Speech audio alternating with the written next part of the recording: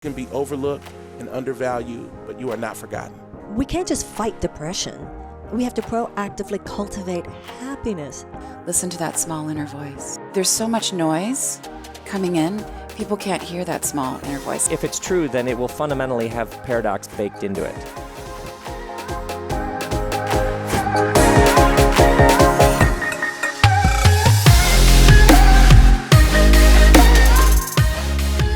You can't sing a song you haven't lived. You can't write a sermon that you haven't lived. You got to experience it. You got to experience it. For it to be authentic, right? Exactly. Yeah. So if you haven't gone through pain, if you haven't gone through process and trial, then you should probably sit down somewhere, because people don't need to hear, I'm perfect, why aren't you? Right. I don't need that. I need to know that you were broken. Show me where you failed. Show me your scars. That's what the book was about. I am number 8. King David, he wasn't a king all his life. He was the 8th son of a man who didn't even see his value. When the prophet came to look for a king, he wasn't even invited in the house. 7 sons were invited, and the prophet said, none of these are the ones. Do you have any more kids? He was like, well, I got another one. He's out in the field. No way. 1 Samuel 16, bro. And so Samuel calls for David, and he comes in, and he's anointed king as a teenager. And all of his brothers despised him. There's a lot of backstory to the reasons why. His father didn't see him, couldn't speak life to him. No one knew what he carried. He was invisible and hidden in plain sight. I'm sitting here learning about you when my buddy James, who handles all of the PR, wonderful brother, he told me about your podcast, and I just did a brief, quick glance, and I was like, oh my gosh, this is amazing. And just to see how God brought you, from this place. Delaware, Ohio is not the hotbed. It's the smallest town. Yeah. You know what I'm saying? And so for you to emerge from this small town and have such great influence is just what the book is about. Going from anonymous to necessary, from what's your name to we've been waiting on you. That's what the book is about, that you can be overlooked and undervalued, but you are not forgotten. Wow. God has not forgotten you. And so I think again, to go back, this is a long way around, but the greatest challenge in my life is reconciling the need for a father who's not coming. So how do you create that for yourself? I think that's where my faith came in. I think that's why my faith is so important to me. The idea of a heavenly father, that there's something eternal, that these few years that I have on this earth will not be the end of my impact. I have a son now. I have a daughter. So the microphone becomes a baton.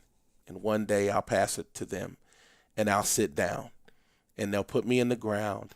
And hopefully I will have lived well enough that I left something better than what I had when I started. I had an amazing, and still have an amazing mother. But I think the power of legacy is for a father to speak identity and to let his children know they have value and that they are protected at all times.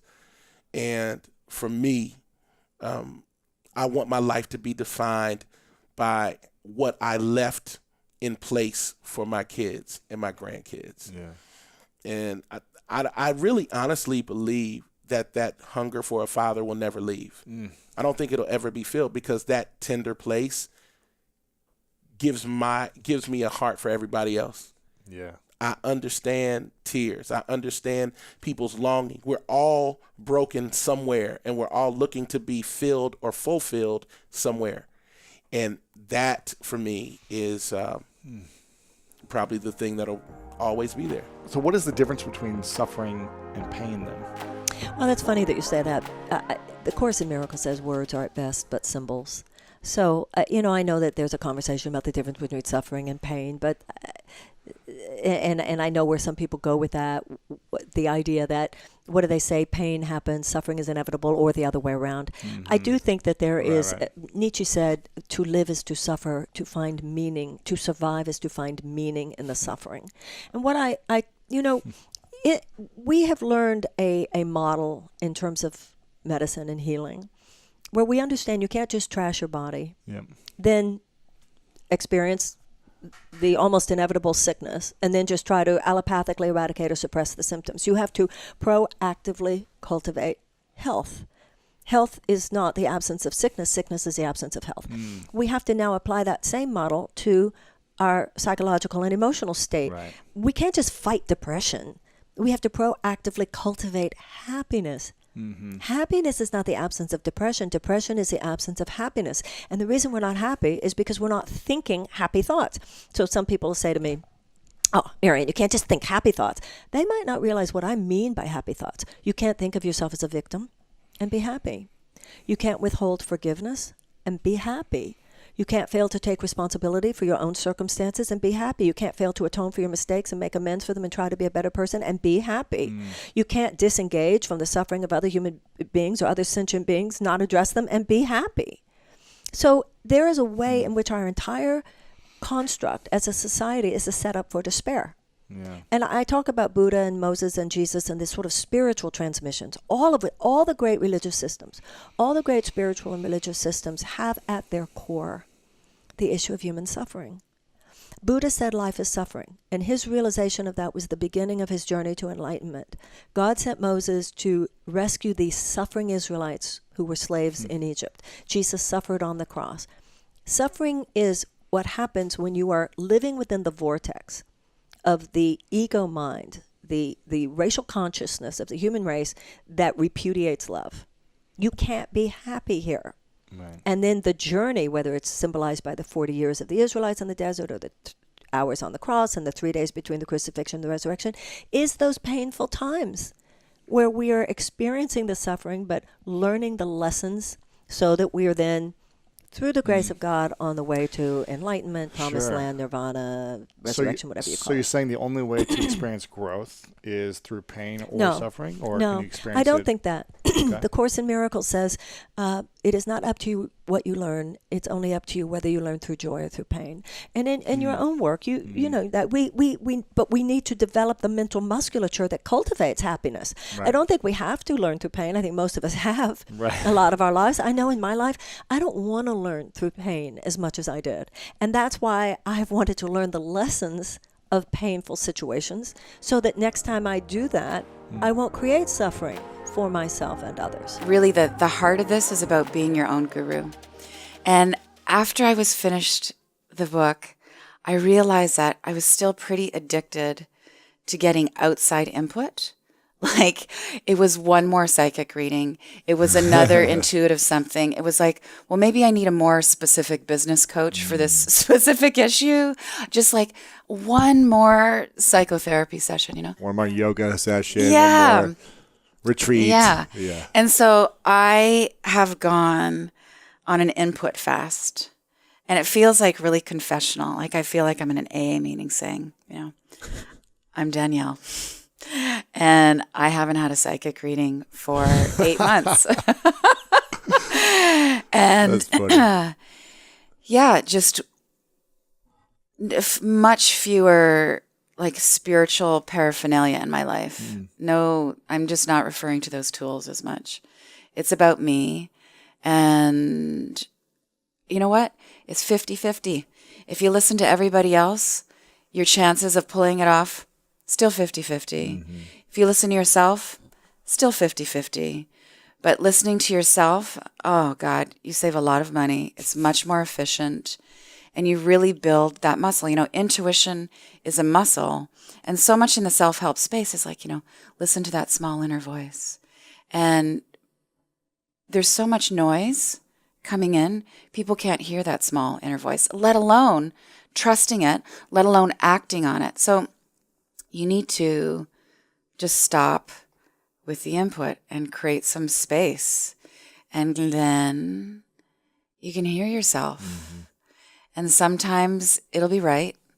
And sometimes it'll lead you somewhere else that you'll think is wrong, but that'll turn out right afterwards when you zoom back and look at the whole situation.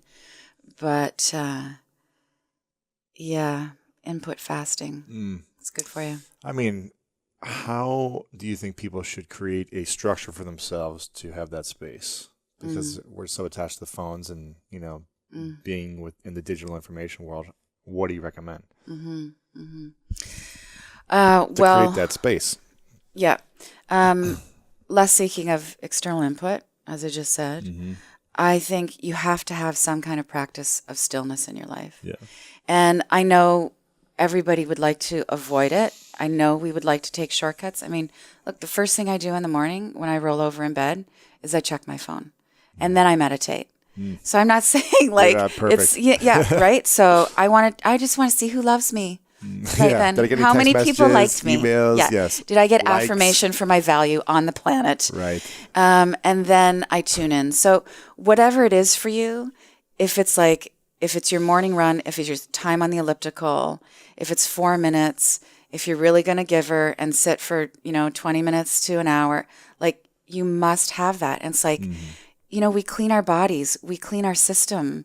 That light that you encounter when you're in a meditative state, that is a cleaning of the mind, and it needs to happen so that you don't get the fog, the confusion. I mean, I think at the most basic level, so many people can relate to just waking up in the morning and not knowing exactly what the priorities are. Mm-hmm.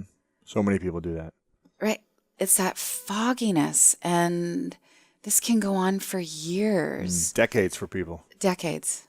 And then they wake up and they say, what's my purpose? Yeah. What am I doing all this for? Yeah. What's the reason? It adds up, and you're on Prozac, you're in the wrong job. Smoking, drinking. You're in the wrong relationship. You don't feel the way you want to feel. So regular stillness. I think there's a difference between meditation and contemplation and prayer. Ideally, you're using all of them. I meant meditation it's formulaic. You're sitting. It has it's a process. It's an actual process, and you find the way of meditating that works for you. Mm-hmm. Contemplation is just like you're actually actively thinking. You're very much in your mind thinking through things. You are being considerate about what's happening in your life. And then prayer it's a conversation, and prayer can be, for a lot of us, it's just making the request over and over again. For me, I'm much happier when prayer is about gratitude, and I really want to meet my maker halfway. But those things, that's the reason everybody's been talking about it for 2,000 years. What is the truth of what is the answer? Well, the first thing is to realize if it's true, then it will. If it's true, then it will fundamentally have paradox baked into it. Oh. Give me an example. Okay, let's say there's some infinite divine source of everything. Mm-hmm. However you want to define, because even when people use the word God, that's so loaded. It's so like, I would what just is say, that? Yeah. Let's say there's some divine source of it all. Mm-hmm. If you could fully know that source, meaning creation of it all, or just the whole thing flows from from something, it's sustained by something. There's something more than just the physical reality we see. Yes. Let's just say like a really basic idea like that. If it was completely knowable, then it wouldn't be infinite. It wouldn't be very big. If your mind could wrap itself around there, that's not really going to be capable of sustaining something this interesting. Right. But if it was unknowable and elsewhere, then what about all the great art? What about all the moments of love when you're like, there's something infinite happening between us? Yeah. So source would be both known and unknown. You know what I mean? Yeah, of course. So there would be a fundamental ambiguity that would sit side by side with the clarity. I know that when I serve and give beyond myself, something happens that I affirm that I can't quite fully comprehend, but is real. By the way, the Germans had a word for this, Grenzebegriff. The German word Grenzebegriff means that which is real, but beyond analysis. So it's that which in your bones, Lewis Howes is like, when I give and serve and move beyond myself and don't just ask what's good for Lewis Howes, but what do I have that I could share, I am at that level connecting with something much larger than myself. Yeah. And the worse off the conditions are, the more it costs, somehow it pulls something out of me even more, which is transcendent, supernatural, divine, miraculous, whatever you want to say. So that is both as real as it gets for you, and yet put that on a spreadsheet. You know what I mean? Right. Take a photo of that on your iPad. Right. So if it is real, if there is some divine source, it's going to pull multiple thing. So you can see then the danger of a fundamentalism. This is how big God is. These are the 7 steps. It's like, no, you haven't left enough room for mystery. But I don't know, man. We can't know anything. But I know this guy Lewis Howes, and when he serves, it makes the world better. So we can know that. So it would have this both universal and particular. It would have both this absolute and this ever evolving. And that is, I would argue, the problem is people fall to either side and aren't willing, because the modern mind loves the binary. Yeah. Is it this or is it this? Are you a winner or are you a loser? Right. Success or failure. But the problem is, in failure is where all this interesting stuff happens. So essentially, even to talk about God in a way that might actually not make you crazy, you have to move from this binary thinking to what some would call a non-dual awareness, where you begin to be able to hold 2 truths that appear to be opposing at the same time. So I would start there. So what?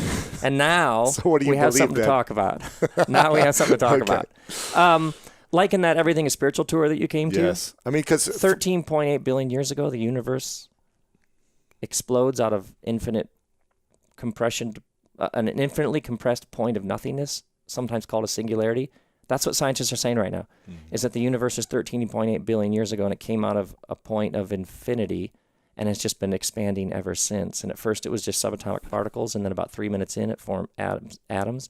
Those atoms formed molecules. Somewhere around the 13 billion mark, those molecules began to form cells, and you had inorganic and then organic cellular life. And then sometime in the 13 billion, that's about 9 billion, 13 billion years in, you have the earth with animals, and then you have these sentient, upright Homo sapiens that can write poems and talk about this stuff. And people are like, there's no mystery? That just happened? So I would, my starting point, any discussion about God to me would simply be, we're here, and this thing has been expanding and unfolding. And if you're going to tell me, no, it's just molecules, it's just synapses, it's just cells, I would say, seriously?